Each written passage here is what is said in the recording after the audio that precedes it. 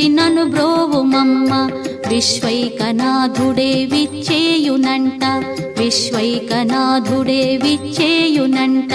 నీ ఇంటి ముంగిట నిలుచుండునంట, నీ ఇంటి ముంగిట నిలుచుండునంట. అన్నపూర్ణాదేవి అర్చింతునమ్మ, నా మనవి ఆలించి నను బ్రోవుమమ్మ.